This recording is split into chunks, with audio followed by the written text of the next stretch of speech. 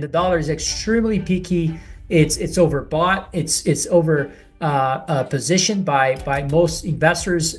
Don't see the other side of it, and I think there has been this overly play as well from a financial or American exceptionalism that I think it's not at the beginning. It's more at the end of it. After the ECB, the Bank of Canada, and the Swiss National Bank all cut rates last week, the Federal Reserve is expected to cut rates this week as well. But some economists are expecting that the Fed will cut rates at a slower pace than previously anticipated, given that the last inflation print was slightly hotter than expected. What is the outlook for inflation, monetary policy, and the U.S. dollar? In which markets and asset classes in particular will see the biggest pivot and the biggest shifts into 2025? Tavi Costa, portfolio manager at Crescat Capital, is here to break this down with us and give us his 2025 outlook. The Federal Reserve cutting rates this week, that's a story that everyone's following. You'll see that Ground News is a source that I'm using for this story. Ground News is a very interesting aggregator. It brings together stories from all different sources across the internet. It saves me a lot of time from having to Google everything myself. Their search bar is great. Their search engine is great. And they have some unique features that only this aggregator has. For example, they have a bias distribution meter, which you can see here, shows you what percentage of the stories that cover this particular event is from a left-leaning article, a right-leaning article, or a center-leaning source. They also have a ownership distribution, which shows you what percentage of the articles covering this are from news sources that are independent versus owned by conglomerates. If you go to my link down below, groundnews.com/David Lin, you can sign up today and get a huge discount using their Vantage plan for half off at under just $5 a month. So get started today and find out why Ground News is preferred by so many people around the world. Tavi, welcome back to the show. Good to see you. Thanks for having me. Looking forward to this. The history of U.S. dollar cycles is the theme of one of your recent reports, and we're going to touch on that. So stay tuned for that. We're going to come back to that in just a minute, but I want to touch on recent market moves first. Bitcoin at new all-time highs, 107,000, like I said. Stocks at new all-time highs. It just doesn't seem like people are risk-off right now. Is there still an opportunity for anything else that's not risk-on assets? Look, I remember very well when Sim Zell said that, great money is made where there's lack of capital and interest, and Bitcoin and crypto and technology certainly does not fall into that category. So I much rather spend time on things that I truly think are inefficient and offer value. And I think there's plenty of things to be doing here. I don't think it's also time to be looking for the doom and gloom thesis as well. I think things are very frothy on the other hand, especially in those parts of the markets that you just related. And look, I don't really can capture why even on a risk-adjusted basis really be playing on that side of the market. I think we're kind of in the process of a lot of things being unleashed. Usually, we're going to talk about the dollar cycle here soon, but when the dollar turns either upward or downward, he kind of unleashes a lot of new trends. And I think that we're starting to see some of those already occur. Like India is starting to do better than US stocks. You're starting to see some stocks like Argentinian equities doing better. You're starting to see Japanese equities have gone nowhere for 30 years, and now they just finally made new highs from those levels that we saw back in the 1989, 1990, from the bubble of the real estate bubble of that time. So clearly, some of these things are starting to move, and a lot of people are not paying attention to. I think if I can break down since the COVID era, we've had 3 chapters, right? We had first chapter post-COVID and all this speed of the policies that came out of there really created inflation. That was the first chapter of the post-COVID era. And then the second one was the move in interest rates caused by the government actually having to issue too many treasuries. Still is one of the most important themes of this post-COVID era. And then the third one that I think hasn't happened yet, and it's probably I think in call it 1 or 2 quarters away from something like that happening. You can't never perfectly find a way of looking for those turning points. But I think the third one is the dollar, and the dollar is extremely peaky. It's overbought. It's over position by most investors.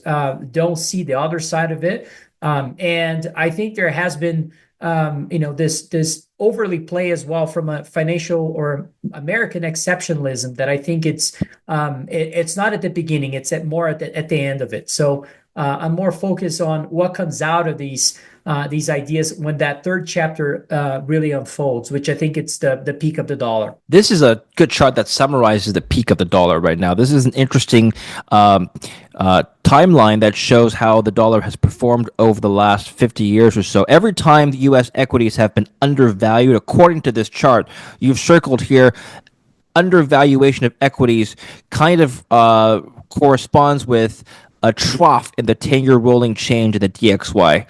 What's the relationship here between equities under being undervalued and the dollar, also falling?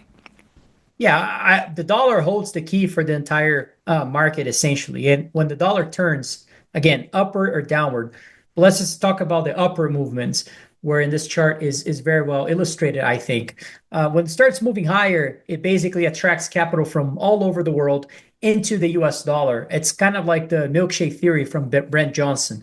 And it's interesting theory because it tends to inflate other things, right? Inflates either treasuries or equity markets or real estate or something along those lines.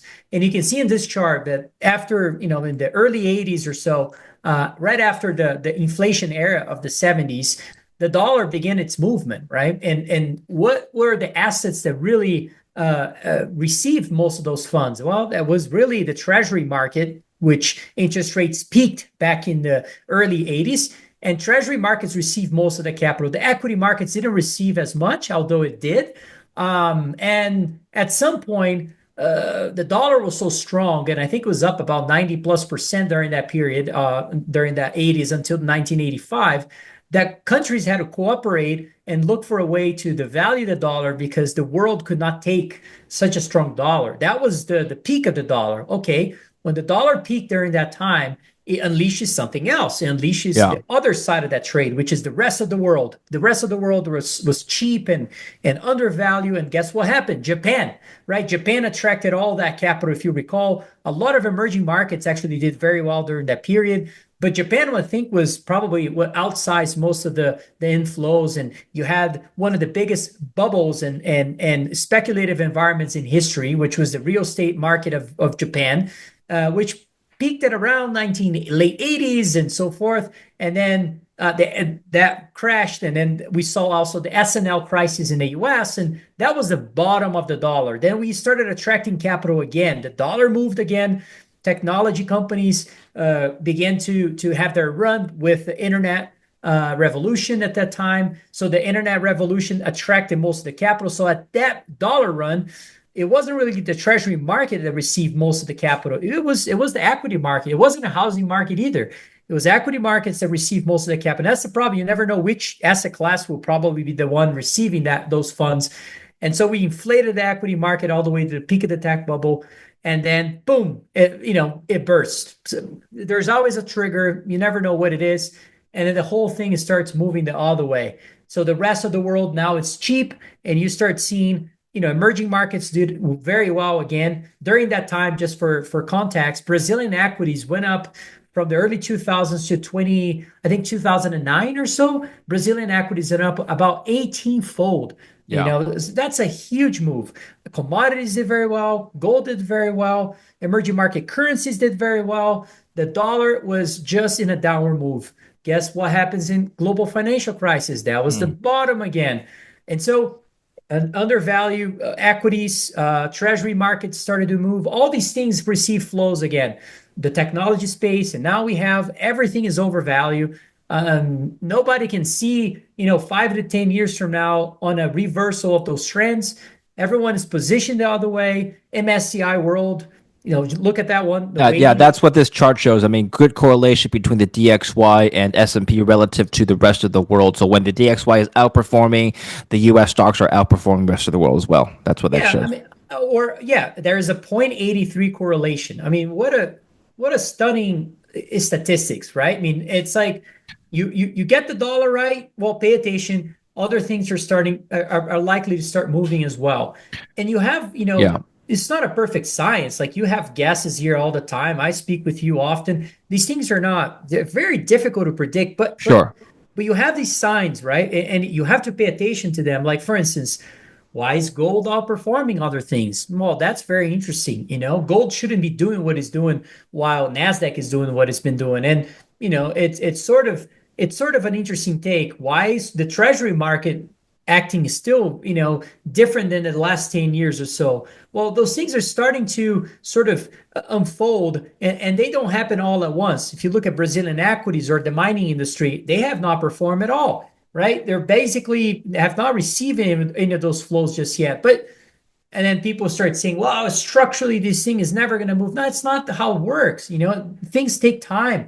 And so those flows at some point will come back. And so I do think we're in the process of seeing those things. We're in a rotational market for commodities. Clearly commodities have been rotating in a big, big way for the last 2 to 3 years. Yes. That's energy, then it's lumber, and then it's ammonia, and then it's natural gas, and then it's orange juice. Boy, I mean, how many commodities have we seen? Copper, and then now it's gold. All these things are moving along. So, anyways, When you're identifying, you said the dollar is topping earlier. When you're identifying a top of the cycle, what signs do you look for? well, the things that tend to work during times when the dollar turn. So, what are the Mm. things that tend to work? Well, there's a few things. Emerging markets tend to lead, particularly U.S. equities. You tend to see other parts of the world performing better. So, Japanese markets, you're starting to see that. You're starting to see India, Argentina. These are not, one-offs. Like these things are starting to move in one direction. Whoever made money on India is probably looking for the next trade. And what is the next trade? It's something else that is not India that maybe hasn't moved yet. And they start, spreading their capital into Brazil, Peru, Bolivia, or, Chile, South Korea. I don't know, you name it. And that's sort of what we're seeing. Another example would be what's been happening with the commodities space. Mm-hmm. Commodities have been, think about what's been happening recently versus 10 years ago. That's certainly a change. And I would say the correlation of things have changed quite a lot. The 60/40 portfolios, they tend to not work during those periods too. Another one that I would point out is what's been happening so far with the value to growth. I mean, we've seen a transition from growth to value in 2021, 2022, then all that reverse, right? Well, I do think that was a change. I think that that's going to come back to us again. And so ultimately, I do think that, we're going to see all these trends being unleashed once again. And you can kind of tell that by seeing how contrarian the thinking of the rest of the world outperforming U.S. equities is right now. I mean, nobody agrees with you. If you, yeah, I'm sure the audience is probably just nodding their heads and saying again, but Yeah, we've been these hearing the dollar collapse story for many, many years now. It hasn't happened. You're not. But let's be and clear. they You're not saying the dollar's collapsing. You're just saying there's a cycle pivot, right? Is that what you're Yeah, saying? absolutely. I'm not saying the dollar will lose its reserve currency. None Right. of those downward movements we saw anything along those lines. All I'm Exactly. saying is that capital flows from one thing to another. If you go down in this report that I sent, I think the chart which is down below, which is called MSCI World MSCI Index weights per country. Yeah. That's a staggering, right? 73% of the weight of the world index is in the US. So if you're making the point that we will continue to see flows and maybe we'll go from 73 to 75 or 77, good luck to you. I just don't see the risk reward of taking that, right? I do think there's a lot of value in companies that generate just as much cash as the US in some parts in different industries that are just trading at 3, 2, 5 times earnings, while the US companies are trading at 30, 50, 100. And so, at some moment, smart investors are starting to move that capital. And, clearly, in my view, it's just happening in the background. At some moment, we're going to see some triggers that will be much bigger. But this is just as the beginning. David Tapper coming out and talking about Chinese equities. I Yeah. mean, pay attention to those things. I mean, these guys are not small traders. What does this chart mean? Government spending to GDP by country, the U.S. is spending the most as a percentage of GDP. Well, that just means the economy is growing. Does not. I'll let you comment on that. Yeah, there's a lot to unpack on that chart, but basically, we call this This is a good question you posed in the chart. American exceptionalism or fiscal irresponsibility. There's two ways to interpret this chart. Yeah, I mean, what do you think has, helped the US? I think anybody that is an investor should be asking that question. What do you think has really helped the US? Because since the global financial crisis, if you go a little bit, go two charts lower, just to show you one more thing. If Yeah. you go two charts lower, you see now, I'm just trying to make a point about how the valuation of US equities is relative to the rest of the world, right? So, and it begs the question, why? Why we saw this American exceptionalism today versus the rest of the world, to a degree that we probably haven't seen in either in history or in many, many decades that we have data for. And the answer for this, in a lot of ways, is fiscal exceptionalism, is the fact that the US was able to spend more money and be more reckless, essentially, than other countries. And since the global financial crisis, in average, the US has spent about 8 to 9% per year on fiscal spending. The second country that have done that was Japan. The majority of their spending was actually entitlement. So they didn't see really growth spending. The US economy was a lot of it, actually, believe it or not, was growth compared to other countries. And so right now, we're starting to see, because of interest payments surging, everybody knows this, interest payments are now higher than defense spending. It's becoming a huge bucket of the government spending right now. And what's happening with that is that the risk of reducing pro-growth spending right now. And this is a big problem in my view. So we're starting to see pro-growth expenditure become a smaller portion of the overall spending pie. And I do think that that's eventually going to start reducing growth of the US versus other parts of the world. And if you go up one or go up a few charts, there you go, that chart right there, the plot. Yeah. I mean, think about this for a minute. The idea of this chart is looking at two things. There's two axes, right? One axis is looking at interest payments to GDP. So how much are countries spending of interest on the burden on the debt that they carry relative to their economy? And the other side of it is looking at how much deficit, how much they're compounding that issue over time as well. The US is by far doing two things at extreme. They're doing extreme deficits and extreme cost of debt at the same time. That's unsustainable. So we're probably going to see that dot that you're seeing trying to be brought back to where other countries are. That means lower fiscal spending and most likely suppression of rates. That is the combination of death for the dollar. So that's my dollar thesis to you in 5 minutes. Combination of death for the dollar. Let's just finish off on what that means. What does death of the dollar look like in practical terms for the consumer and for the investor? Yeah, I should clarify this because a lot of people are probably thinking, are you saying that's the end of the dollar? No, I'm not saying that. It's just a combination that tends to devalue the dollar versus other currencies, I not just understand. against tangible assets. Tangible assets has been the obvious trade where, I've been calling for that. Other people have been calling for that. But the bigger and harder trade has been the dollar versus other currencies. That has been, a very difficult trade to get behind. I've But then, always Go ahead. yeah, but then people will say, look at the DXY chart on my screen right now. The dollar liked Trump, even though Trump and Vance have both said that they want a weaker U.S. dollar for a lot of reasons, including bringing manufacturing back home to the U.S. But if you take a look at this chart, the market just doesn't believe them. That's right. And can I give you some context on this? Because Yeah, please. I think, look, I'm going to tell you where I come from because I don't come from those that tend to often talk about the dollar in that manner. If you follow my thesis or my Hmm. views, I was one of the few guys in 2014 that came very strongly. In fact, I had issues with talking too much about the CCP, the Chinese party, and I Hmm. had a very strong view about how China was going to devalue their currency and other emerging markets were going to do the same versus the dollar.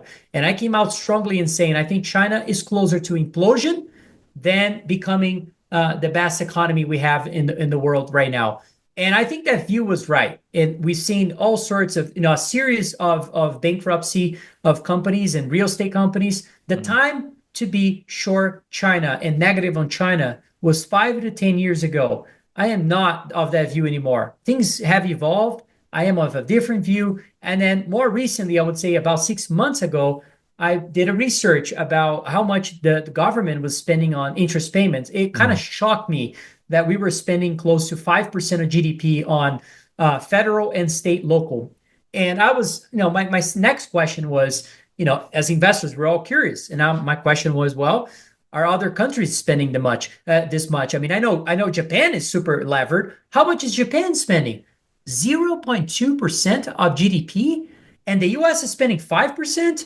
Wait a second, there's a problem here. And then you look at Canada spending less than close to 1%. And then you look at Germany, less than 2% as well. All these countries, there's not a single country that is large enough that is anywhere close to the US. So what does that mean? Well, the US is now talking about reducing fiscal spending, right? Basson has been put Sure. as the Treasury Secretary, and he wants to take interest rate, or I should say, deficits to 3%. He mentioned this 3%. Well, interest payment to GDP alone is 5%. So, how do you take that to 3%? You got to reduce rates. There's no way around this. You got to suppress rates quite significantly. If you want to have any growth, right? If you want to spend things on growth spending, well, you got to suppress rates massively. Or you can tax people too, which is not what this new administration is talking about. So I do think that there's going to be an effort from them to weaken the dollar. And he said it in an interview. He said it very clearly. Now, a lot of people are not paying attention to this. He said it two things. He said Trump cares about two things: keeping the reserve currency and weakening the dollar. Yeah. Those two things are not mutually exclusive. I want to point out that gold and the dollar this year have moved in many cases in tandem. I think you know where I'm going with this, right? So just because the dollar may be weakening in the future for those reasons that you've stated, what does that mean? It may or may not mean bullishness for precious metals, which I know your fund is involved with. Right or wrong? Well, I think that the gold and the dollar can move in the same direction if that's your point. And I used to say that that was the biggest trade of the last 5 to 10 years. I used to say that when I thought the dollar was the cleanest of all dirty shirts. I used to say, well, I much rather be long gold, but not in dollar terms. I'd much rather be long gold in foreign currency terms. Sure. I've changed that view. I've changed that view very recently. I think that movement you're seeing there of the DXY is the last gasp of the dollar. And I don't think this is a real move. A lot of times in macro, you tend to see these things. It's kind of like the last movement. And bubbles tend to do that as well. I think that's the case here with the dollar. I understand that's a contrarian view. Yeah. A lot of people have gone from I hate the dollar to, yeah, the dollar maybe is the cleanest of all dirty shirts. That view was supposed to be here 5 to 10 years ago.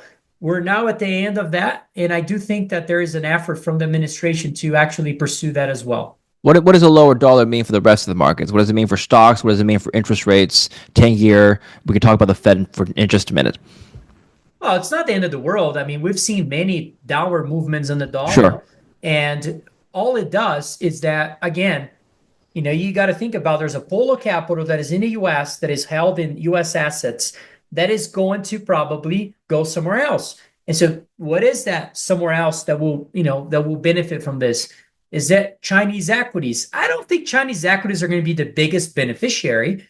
Although I do think that the time to be short was 5, 10 years ago. So you got to kind of think about, well, what are things that can potentially do well? Is Japanese stocks can do well? Yeah, they can. I actually think that one of my favorite regions is Latin America. I think Latin America can do very well for many reasons. I think that the amount of resources those countries have and can be resourceful for the U.S. in terms of this next steps towards onshoring and allowing the country to have enough electricity grids to allow the electricity consumption that is likely to double and triple and do whatever it's going to do with AI. I think those things are going to be critical. And I don't think the U.S. can alone do that in the near term. And I don't think it's in the benefit of the U.S. to also do that. I think they want to keep some resources here in the U.S. And so I think they're going to create partnerships with other countries. We're seeing some of that already. And I think Latin America is going to be a huge winner of these next 10 years. And so this is why I'm paying very close attention to what's happening in Argentina. But I think the other countries are going to see similar trends. We've seen two trends happening in Latin America. The Bolsonaro trend, which has been more conservative, and then we've seen the Malay and the El Salvador sort of libertarian movement. And many countries are starting to see politically leaderships that are is starting to become more prominent, either on the libertarian or the conservative side. Mhm. And this is a big change in leadership in Latin America overall. So I do think this is going to translate into growth and translate into inflows of capital at some point. Tariffs on Mexico wouldn't change your thesis. Could that extend to the rest of LATAM, for example? Well, it won't be positive, right? I mean, certainly not a very positive thing. The U.S. cannot exclude itself from the rest of the world. Let's be honest. I mean, it has to be. This is all negotiation tactics, in my view. And maybe we'll have again some issues here and there on how these negotiations play out because it's impossible to know how these things will play out.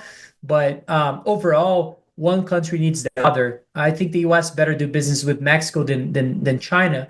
Although a lot of Chinese factories are in Mexico, you Yeah. rather do that than actually have a factory in China, right? So Let's just touch on that for 1 minute. Do you believe the viewpoint, not not necessarily my view, but the viewpoint that the U.S. is such an important market that even if Trump raises tariffs, the other countries will just have to deal with it. They're not going to go elsewhere. It's going to hurt Latin and China and everyone else a little bit more than the U.S.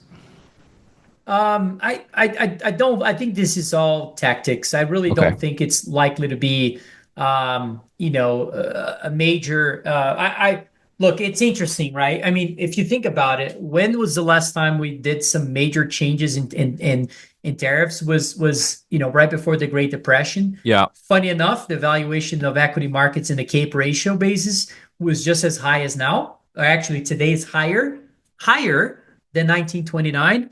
So again, I'm just pointing out the potential for capital to flow out of here into other markets, and I want to participate on this. I know I've been investing in companies in South America. I might move part of the year in Brazil. Look, I am all in on this South America trade because I do think for the next 10 years would be very interesting. Practically speaking, what does that mean for our viewers who may be based in North America? Access to Latin American countries. I mean, we have EM ETFs, right? EEM is one example. What else are vehicles we can explore? Well, I think ETFs are one way to do it. But look, the way I decided to do it in many, I think the smartest investors are. I'll tell you a little bit about my strategy, my own strategy, personally and through the Sure. funds. I think the smartest investors I know are the ones that identify big macro trends. So this is what I'm trying to do. I'm trying to identify a big macro trend that will last 5, 10 years, 15 years, and get behind those things and try to either establish a business that will profit from that or a vehicle, a company or something that will benefit from that as well. So to me, it started with the mining industry, right? I was investing in the mining industry because I also think mining industry will do very well 5, 10 years from now. But then I had this idea. Well, where can I find regions that I should invest that are cheaper? And I stumble onto Latin America companies in the mining space that look incredibly attractive, places that people don't want to invest because of the last 10 years. And I think that's backward looking.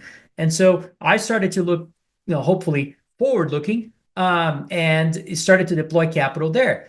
I'm establishing partnerships, network is expanding, all sorts of things that I do think this is going to be a place that is going to be very nichey and very few people know well how to invest in that market. So when I think about you know, how to make a professional move, a lot of times, imagine those guys that made a professional move into crypto years ago. What a killer idea, right? Well, you can do the same with other trends. There's going to be plenty of other trends out there. Not to say that crypto won't continue to go higher or continue to develop and unfold. But there's going to be other things out there, and I do think South America could be one of those beneficiaries of this whole thing, especially if the world cannot sustain a higher dollar. I mean, that's Right. simply what's going on. So if you know that, there's a constraint. So what are they going to do? Well, if they want to have growth in the US and not collapse the whole world, they have to devalue the dollar. So pay attention to that. I mean, that's going to be a clear trend in the next 5 to 10 years. So, if the dollar devalues, that money has to go somewhere else. It doesn't stay in the US, otherwise the dollar is not going to devalue. So is that gold, silver? Yeah, probably. Is that oil? Probably. Zinc, copper. And what are other countries that benefit from those things going higher? Oh, maybe it's South America, or Canada, which everybody hates, or Australia that everybody hates. So Weaker dollar also benefits Latin American countries because they have a lot of debt denominated in dollars, so their interest expenses go down as well. Right. So this goes to my next point. This is a very good article as well. The new role of monetary policy. So last week, the Bank of Canada cut rates, ECB cut rates, Swiss National Bank cut rates. This week, we're speaking right ahead of the Fed meeting. It's expected they will cut rates once more, but it's important to understand the role of monetary policy in today's environment to try to guess how many rate cuts we can expect going forward and whether or not they'll match the dovishness of other central banks around the world. Right. So I'll let you explain this.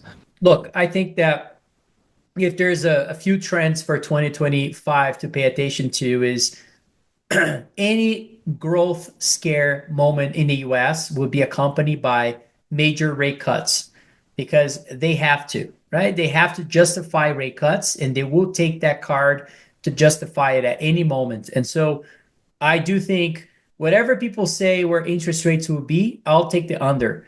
Outside of some crazy people and some crazy estimates out there, but I do think we're likely to see much lower interest rates in the short end, not the back end, in the short end quite significantly. And so that will have an impact in my view on the dollar. I think that's the biggest, highest conviction on my end trade of 2025 is I don't know when, but I think that maybe first quarter, second quarter, we're going to see a major peak on the dollar. And I think the writing will be on the wall when that Mm-hmm. starts to happen.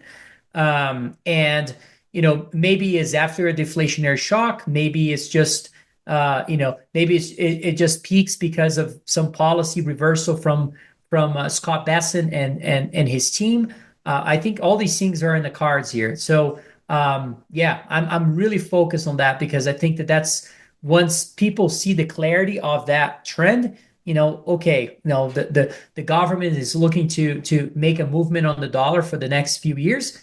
Um, Capital will start deploying into those areas Yeah. that require that long-term, sort of thesis to allow that money, that capital to be parked in those areas. And so I think we're very close to that.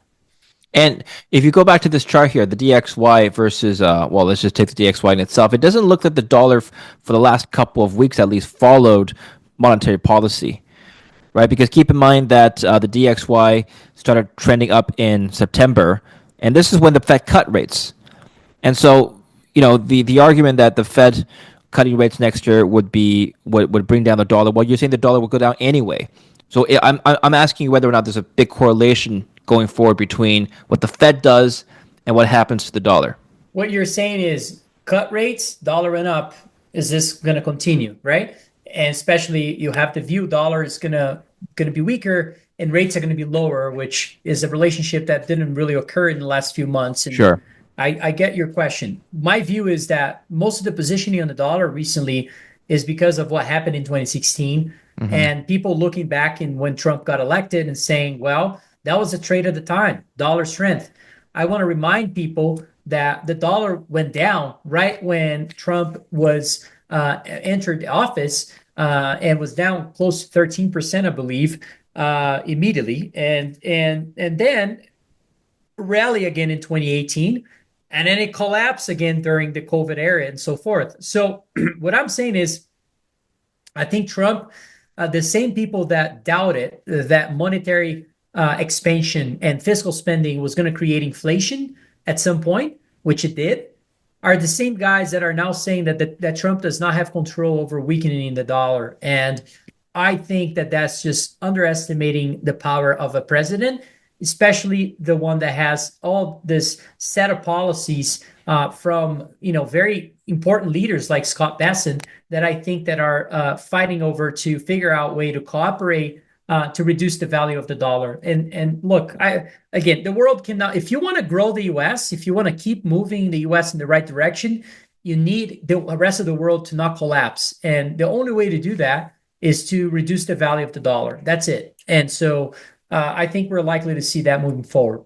So, what happens to monetary policy in 2025, regardless of the dollar, independent of your view on the DXY? Remember that in the last CPI print that came out last week, I believe, it was a little bit higher than the previous month. So, how is the Fed interpreting this data, among other pieces of data? I think fiscal spending relative to this year and the prior 2 to 3 years will be uh, more disciplinary, which means less spending relative to other years. Doesn't mean we're going to go back to healthy levels. Just means slightly less spending. And I also think we're going to see a suppression of rates, moving forward on the short end of the curve. So what does that translate to? There's a combination of trades that I said before. Paul Tudor Jones and Druckenmiller said this before, wrote in books that they've been interviewing and so forth. And if you listen to them closely, they say, you want to be buying the dollar when two things happen: when the government aggressively spends money and tightens monetary conditions. Those two policies are extremely bullish for the dollar, particularly if other economies are not able to do the same. That has been the story of the last 10 years or so. I don't think we're going to go to that world again for the next, call it year or two. And I think that's going to mark the peak of the dollar right there, just because we're going to see the opposite. We're going to see a suppression of rates, a Fed that is not allowed to take a tightening monetary condition. And at the same time, it's going to have to reduce spending relative to prior years. And that delta that is not in favor of the dollar would be, damaging and very impactful for global markets. If the 10-year yield continues to run up on its own, would that change your thesis on the dollar or perhaps even Federal Reserve monetary policy? No, not at all. I actually think that's very possible. The 10-year and the 30-year could actually have a run. In fact, that's why I have a steepening trade in a portfolio. I think that there's very high potential of that. For those not believing in this, look at the 70s. What happened in the 70s? The dollar went lower, lower, and the 10-year yield went higher. So, again, this is all a relative game. It does those things. People, I think, outsize those factors sometimes in their analysis, and I'm not too concerned about that. I think that the 10-year can become less relevant if we're going to be issuing bills, T-bills, and others, and if we're going to be restructuring the debt where 10-year yield doesn't really play a role into marking how much interest payments the government will spend. That can change the dynamic of where that can be trading at. And I think that the 10-year yield moving higher is also in line with, in other words, Treasury selling off is in line with that dollar reversal of trend. Capital coming out of the U.S. does also means that the Treasury market could be in a problematic phase. Along with U.S. equities, right? It would make a ton of sense if interest rates on the 10-year move higher and the equity market suffers a long way as well. So I think all these things are connected. Finally, I want to get your view on miners. So this is interesting. So if you take a look at the GDX here, and it's done it's done all right year to date. I wonder why the Australian miners have outperformed though. If you take a look at, let's say, let's just pick one Australian miner, Northern Star Resources. So let's overlay this with Northern Star Resources, something listing on the ASX. So you can see that they've both moved up. However, I mean, slight outperformance of the Australian miners versus the GDX over the last year or so. Well, I mean, is there a reason why the North American miners have been lagging the Australian miners, and the Australian miners have followed the gold price a little bit closer, I believe, as well. I don't know if it's so regional like you're presenting, but I think it's Okay. more maybe fundamentally driven. I mean, the mining space has very clearly benefited from companies that have been run better than others. As an example, you have companies like Barrick that have been underperforming the industry for a very long time now. Yeah. And to me, it's it's interesting. In any other industry in the world, that level of underperformance would have led to major changes in management, major changes, right? I mean, investors would have been so angry that you would have seen some big changes. In fact, you'll probably see activist investors come into those companies and try to dictate those changes, right? That's what you see in pharmaceutical businesses and technology companies, that you see all these things in industrial companies. The activist guys, Elliott Management and so forth, all those guys tend to take the very strong approach of changing management and so forth to improve the story. It's funny we haven't seen that yet in the mining industry, but I think it's coming. I think these guys that have been seen as leaders and are not leading anything are in fact, maybe the reason why capital has been so, against the deployment in the mining space is probably a big thing. And so yeah, I do think that we're on the verge of seeing some big management changes as a result of all this, and I hope we do, because I do think that that's some of those underperformances is actually it's incredible. It shocks me that we're not seeing more people talking about it. Tavi, great presentation. Thank you very much for your talk, and thank you for participating in the channel all year round. Where can we find your work? You can find my work on Twitter at Tavi Costa. You can find my work as well on Crescat.net, where we shared some of our letters and ideas. But thanks again, man. I hope you have a great 2025. Congrats on your channel. I think this was your first year in this channel, right? Second year of this channel, Oh, and it's second year already. Really? yeah, All time right. flies. I Well, started in 2023, and it's thanks to great guests like yourself. We've grown, so my community has grown to 230,000 subscribers now, and I'm getting a lot of good traction because of great guests like yourself. So thank you for coming back on the program and it's not educating us. us. It's you, man. You do a great job. You ask good Thank you. questions and you're a good interviewer. So congrats Well, to you and Happy New Year. Happy New Year to you, Tavi, and Happy New Year to the audience watching. Merry Christmas, Happy Holidays, and yeah, we'll have you on again in the New Year, Tavi. I'll put the links down below, so make sure to follow Tavi there. Thanks again. Take care. Thank you. Thank you for watching. Don't forget to like and subscribe.